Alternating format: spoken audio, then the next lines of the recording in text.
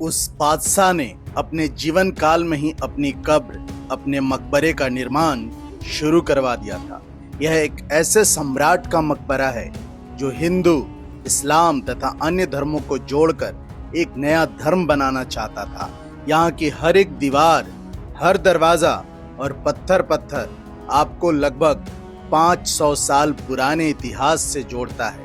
यहाँ प्रयोग की गई तकनीकों को जानकर आज भी लोग हैरान रह जाते हैं। कुछ दीवारें ऐसी सामग्री से बनी हैं जिनसे आवाज रिफ्लेक्ट होकर टेलीफोन जैसी प्रणाली का कार्य करती थी। इसके अलावा यहाँ का कांच महल या शीश महल एक बेहद खूबसूरत इमारत है। कहते हैं कि पूर्णिमा की रात में जब चांद की रोशनी इस इमारत की टाइलों पर पड़ती थी तो यहाँ का नजारा देखते ही बनता था। यहाँ आज भी उस जमाने का बना विशाल कुआं दिखाई देता है जो पीने के पानी का मुख्य स्रोत था। इसकी अन्य इमारतों की नींव डालते समय शाल की लकड़ी का भी प्रयोग किया गया है, जिससे ये इमारतें भूकंप रोधी बन जाती थी। तथा यहाँ की मुख्य इमारत में आप आज भी तरह तरह की सोने चांदी से बनी कलाकारी देख सकते हैं जो अपने आप में बेजोड़ है। नमस्कार दोस्तों, एक बार फिर से आपका स्वागत है हमारे चैनल एक्सप्लोर फॉर श्योर में। आज हम आपको लेकर आए हैं भारत के एक ऐसे मकबरे की सैर पर जो न केवल एक शासक का अंतिम विश्राम स्थल है बल्कि मुगल स्थापत्य कला की उत्कृष्ट मिसाल भी है। हम बात कर रहे हैं अकबर के मकबरे की जो सिकंदरा में स्थित है। आगरा से मात्र 12 किलोमीटर दूर दिल्ली आगरा के पुराने हाईवे पर। तो चलिए अब हम पहुंच चुके हैं सिकंदरा, जहां अकबर का मकबरा है। लेकिन उससे पहले दोस्तों, यदि आप ऐसे ही ऐतिहासिक और ज्ञानवर्धक वीडियो देखने में रुचि रखते हैं तो हमारे चैनल को सब्सक्राइब जरूर कीजिएगा और घंटी यानी बेल आइकन को दबाना बिल्कुल ना भूलें, क्योंकि आपका सपोर्ट हमारे लिए बेहद आवश्यक है।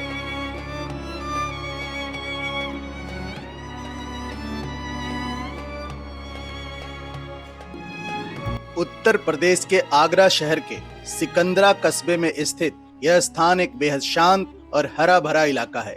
यहीं पर स्थित है अकबर का मकबरा, एक ऐसा स्मारक जिसका निर्माण स्वयं बादशाह अकबर ने अपने जीवन काल में यानी सन 1602 में शुरू करवाया था। इसका निर्माण कार्य अकबर की सीधी निगरानी में शुरू हुआ था, लेकिन निर्माण के बीच में ही बादशाह अकबर का निधन हो गया। इसके बाद उनके पुत्र जहांगीर ने इस मकबरे को पूरा करवाया। यह विशाल मकबरा लगभग 150 एकड़ में फैला हुआ है। इस पूरे परिसर को आराम से देखने में आपको 1 घंटे से ज्यादा का समय लग सकता है।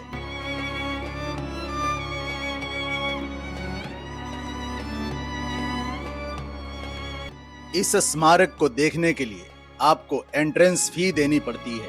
भारतीयों के लिए 30 रुपए, जबकि विदेशी पर्यटकों को 310 रुपए देने पड़ते हैं।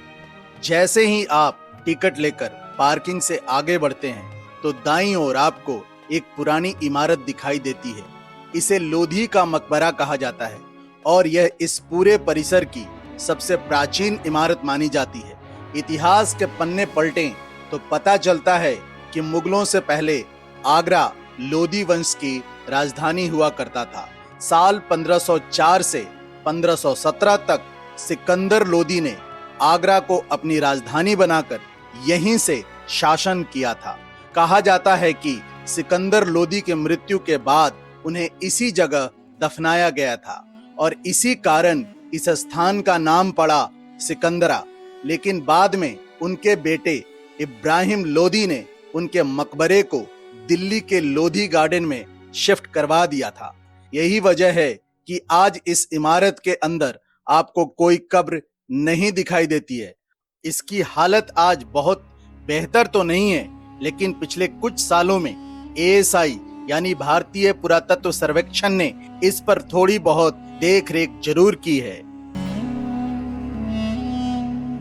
दोस्तों, अकबर के मकबरे से कुछ ही कदम पहले इसी परिसर में खड़ी है एक रहस्यमयी और भव्य इमारत जिसे हम कांच महल के नाम से जानते हैं। अब नाम सुनते ही शायद आपके मन में भी यह ख्याल आ रहा होगा कि ये किसी रानी की हवेली होगी जो शीशे से या कांच से सजी होगी। लेकिन दोस्तों, असली राज इससे कहीं ज्यादा दिलचस्प है।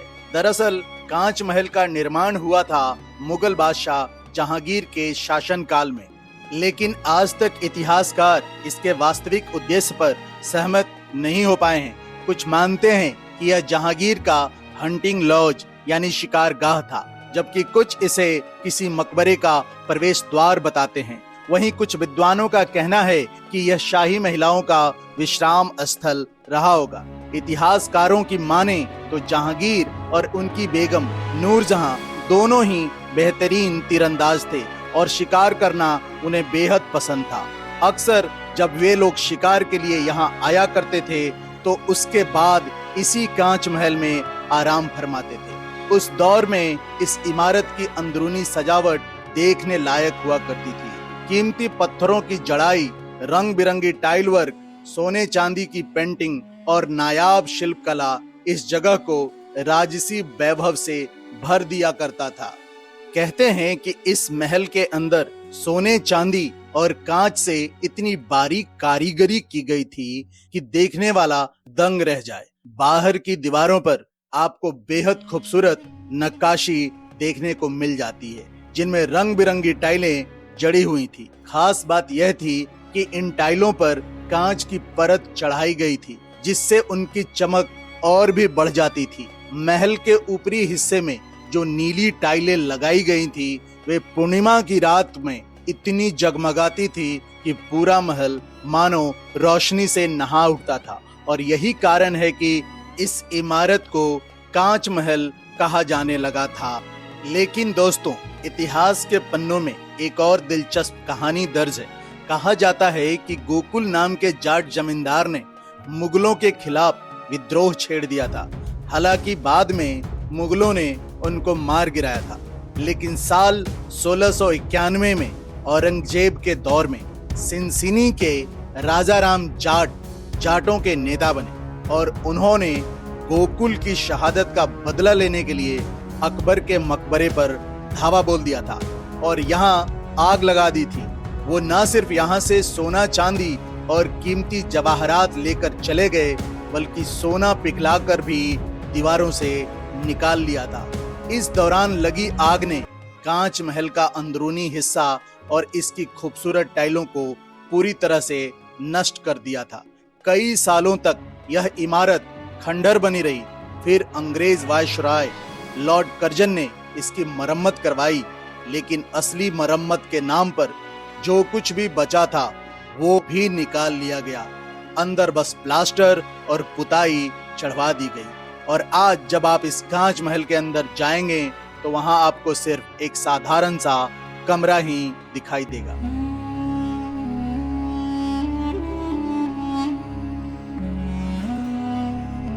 ये जो आप सामने देख रहे हैं, ये कोई साधारण दरवाजा नहीं है। यह उस दौर की बेमिसाल मुगल वास्तुकला का शानदार उदाहरण है। कहते हैं कि अकबर ने इस दरवाजे का निर्माण फतेहपुर सिकरी के बुलंद दरवाजे से प्रेरित होकर करवाया था। तभी इस दरवाजे की भी हाइट लगभग 80 मीटर या उससे अधिक है। लेकिन उससे पहले यहाँ एक छोटा दरवाजा है जिसे सलामी दरवाजा कहा जाता है, क्योंकि जो भी यहाँ से आगे जाता था उसे इस छोटे दरवाजे से झुककर जाना पड़ता था, यानी वह सलामी देते हुए आगे बढ़ता था। फिर है ये विशाल दरवाजा, ऊंचे लाल बलुआ पत्थर से बना यह भव्य प्रवेश द्वार सफेद संगमरमर की बारीक नक्काशियों से सजा हुआ है। अकबर ने अपने जीवन काल में एक नए धर्म दीने इलाही की शुरुआत की।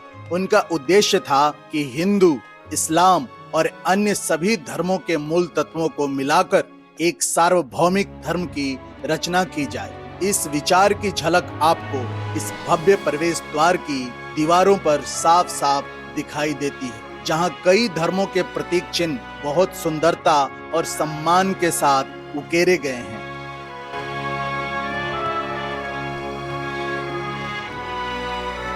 दीवारों पर फारसी लिपि में कुरान की आयतें खुदी हुई हैं और इसकी 172 मीटर की 4 इस्लामी मीनारें इसकी खूबसूरती में 4 चांद लगाते हैं। तो वहीं राजपूत शैली में बनी छतरियां इसकी वास्तु शैली भव्यता को बढ़ा देती हैं तथा खूबसूरत फूल पत्तियां खासकर दीवारों पर कमल जैसे फूलों की नक्काशियां हिंदू कला की झलक देती है। वहीं क्रॉस जैसे डिजाइन ईसाई धर्म के प्रतीक जैसे लगते हैं। इसी धार्मिक मेल जोल की वजह से इसे दीने इलाही दरवाजा कहा जाता है। चारों कोनों पर बनी सफेद संगमरमर की मीनारें आपको ताजमहल की याद दिला देती है, लेकिन ध्यान दें, ताजमहल अकबर के बाद बना था, यानी यह उस महान मुगल वास्तु शैली की एक शुरुआती मिसाल है जिसे बाद में शाहजहां ने चरम पर पहुंचाया।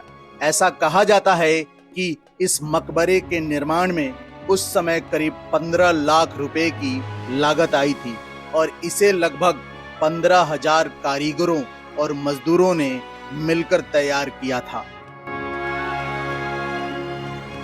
मुख्य प्रवेश द्वार के अलावा यहाँ चारों दिशाओं में 4 अन्य दरवाजे भी बने हुए हैं, लेकिन वर्तमान में केवल दक्षिण दिशा में स्थित यह भव्य द्वार का ही उपयोग किया जाता है। मुख्य प्रवेश द्वार से जैसे ही आप अंदर प्रवेश करते हैं, आपको एक लंबा रास्ता दिखाई देता है जिसके दोनों ओर हरे भरे पेड़, फूलों की क्यारियां और कभी कभी यहाँ हिरन या नीलगाय देखने को मिल जाती हैं। यह दृश्य किसी मुगल कालीन बाग की जीवित तस्वीर जैसा लगता है। यह मकबरा एक विशाल 4 बाग शैली में निर्मित है।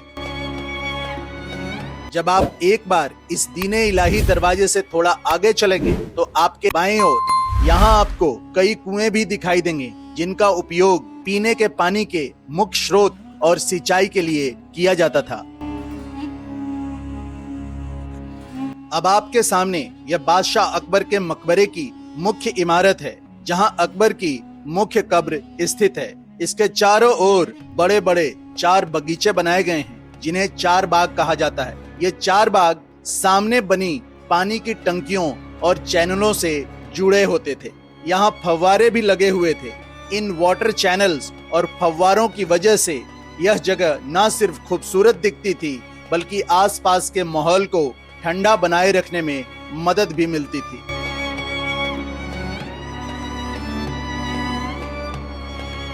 और अब हम पहुंच चुके हैं मुख्य मकबरे के ठीक सामने। इसी इमारत में बादशाह अकबर की असली कब्र मौजूद है। वे यहीं दफन हैं। इस मकबरे की खासियत यह है कि इसे चारों दिशाओं से देखने पर यह एक जैसा दिखाई देता है, क्योंकि इसे पूरी तरह से सिमेट्रिकल डिजाइन में बनाया गया है। जरा गौर से देखिए कितनी भव्य और शानदार है यह इमारत। सिर्फ अकेली यह इमारत एक बहुत बड़े क्षेत्र लगभग 25 एकड़ में बनी हुई है और यह 5 मंजिला इमारत है, इसलिए इसे पंचमहल भी कहा जाता है। कहा जाता है कि अकबर की इच्छा थी कि मुगल वंश के सभी शासकों और संतानों को उनकी मृत्यु के बाद यहीं उसी के मकबरे परिसर में दफनाया जाए, लेकिन अफसोस ऐसा हो न सका। जैसा कि आप देख सकते हैं, यह इमारत लाल बलुआ पत्थर से बनी है और कुल 5 मंजिला है। अकबर ने अपने जीवन काल में इसकी 4 मंजिलें 1602 ईस्वी से 1605 के बीच में बनवा ली थी, लेकिन अचानक तबीयत बिगड़ने के कारण निर्माण कार्य रुक गया। उनकी हालत इतनी गंभीर हो गई कि 27 अक्टूबर 1605 को आगरा के किले में उनका निधन हो गया। अकबर की यह इच्छा थी कि चाहे उनका निधन कहीं भी हो, लेकिन उन्हें सिकंदरा में इसी जगह दफनाया जाए। बाद में उनके बेटे जहांगीर ने इस मकबरे को 1612 तक पूरा करवा लिया था, जिसमें संगमरमर से बनी 5वीं मंजिल और सामने का बारीक मार्बल आर्ट वर्क भी शामिल है। जब आप इस आर्ट वर्क को ध्यान से देखेंगे तो पाएंगे कि शुरुआत में दीने इलाही दरवाजे की तरह ही यहाँ भी सभी धर्मों के प्रतीक चिन्ह उकेरे गए हैं, खास तौर पर तीसरी और चौथी मंजिल पर, जहाँ हिंदू, इस्लाम, बौद्ध और जैन धर्म के प्रतीक स्पष्ट रूप से दिखाई देते हैं। यहाँ सबसे ऊपरी मंजिल संगमरमर से बनी है, जिसे चंद्र महल या मून पैलेस कहा जाता है। कहते हैं कि चांद की रोशनी पड़ने पर यह बेहद खूबसूरत नजर आता था और जो नीचे की तरफ तीसरी मंजिल है उसे हवा महल या विंड पैलेस कहा जाता है। यह चारों ओर से खुली हुई है और जब हवा चलती है तो हर दिशा से भीतर आती है, जिससे अंदर का वातावरण बेहद ठंडा और सुखद बन जाता है।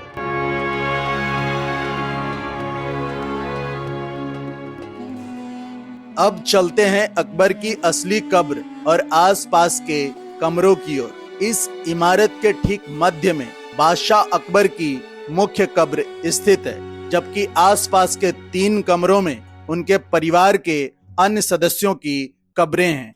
ऐसा कहा जाता है कि अकबर की इच्छा थी कि उनके अलावा अन्य मुगल शासकों को भी यहीं दफनाया जाए।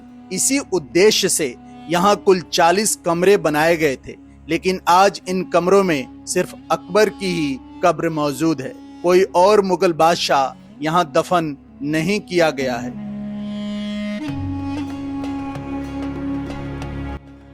अब हम आपको इस इमारत का सबसे खास कमरा दिखाते हैं, जिसे स्वर्ण महल कहा जाता है। कहते हैं कि मुगल काल में इसकी दीवारों पर असली सोने से पेंटिंग की गई थी, इसलिए इसे स्वर्ण महल या गोल्ड पैलेस कहा जाता है। यह इस मकबरे का सबसे भव्य और सुंदर कमरा माना जाता है। आज भी इसकी दीवारों पर मुगल काल की असली लेकिन जली हुई कलाकारी देखी जा सकती है। इतिहास में दर्ज है कि जब जाट राजा राम ने यहाँ हमला किया तो उन्होंने इस कमरे से सारा सोना चांदी लूट लिया और फिर इस स्थान को आग के हवाले कर दिया। यह हमला दरअसल मुगलों द्वारा पहले किए गए आक्रमणों का प्रतिशोध था। इतना ही नहीं, कहा जाता है कि उन्होंने अकबर की कब्र तक खोद डाली और उनकी अस्थियां भी जला दी। बाद में 1905 में जब ब्रिटिश गवर्नर लॉर्ड कर्जन यहाँ आए तो उन्होंने बचे हुए सोने को भी यहाँ से हटवा लिया और सिर्फ कुछ जगहों पर सोने की पॉलिश लगवा दी ताकि पर्यटकों को दिखाया जा सके। तो आइए अब मैं आपको ले चलता हूँ उस कमरे की ओर जहाँ मुगल सम्राट अकबर की असली कब्र मौजूद है। इसके लिए आपको इस गलियारे से होकर अंदर की ओर जाना होगा। यह गलियारा काफी संकरा और लंबा है और अकबर की असली कब्र बिल्कुल इसके अंत में है। और फिर सामने आता है वो खास स्थान जहां बादशाह जलालुद्दीन मोहम्मद अकबर की असल कब्र स्थित है। यह वही जगह है जहां कभी खुद अकबर की इच्छा के अनुसार उन्हें दफनाया गया था। आप यहाँ यह मेटल के लैंप भी देख सकते हैं जो उसी समय का बताया जाता है। बादशाह अकबर के उर्स के मौके पर आज भी लोग यहाँ आकर उन्हें श्रद्धांजलि अर्पित करते हैं।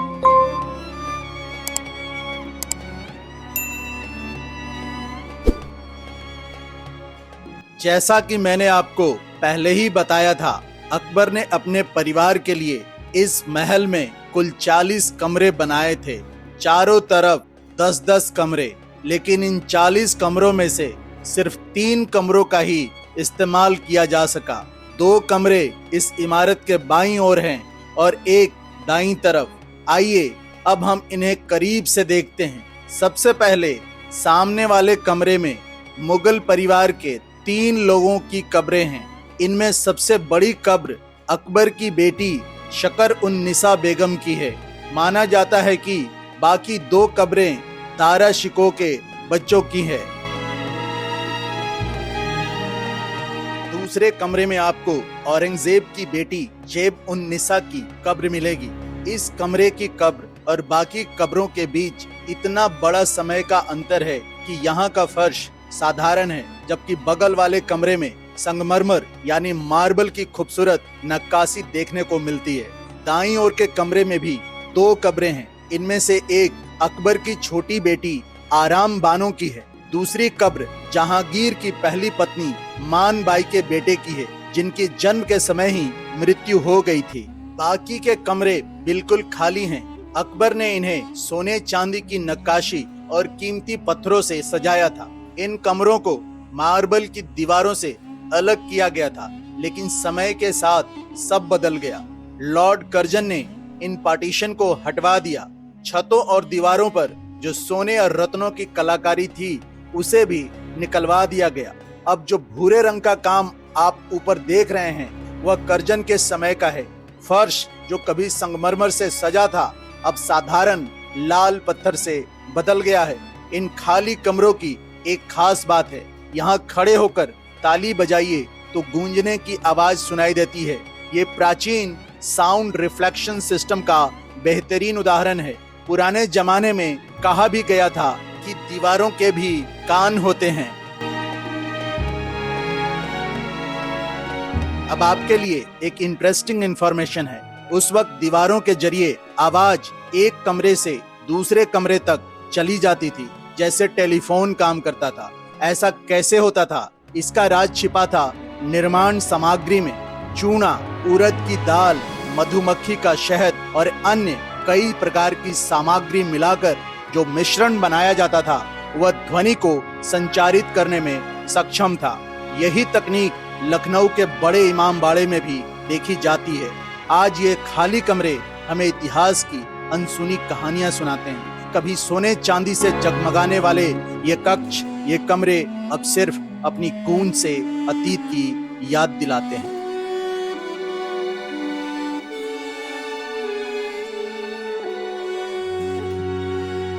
तो दोस्तों, ये था अकबर का मकबरा, एक ऐसी जगह जो सिर्फ एक बादशाह की याद नहीं बल्कि मुगल वास्तुकला की शान का जीता जागता प्रमाण है।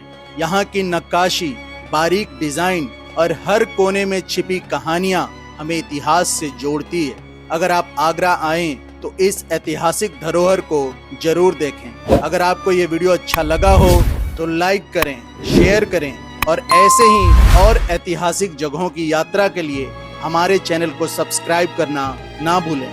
मिलते हैं फिर एक नई वीडियो में एक नई जगह से। टिल देन आपका दिन शुभ हो। प्रणाम। जय हिंद।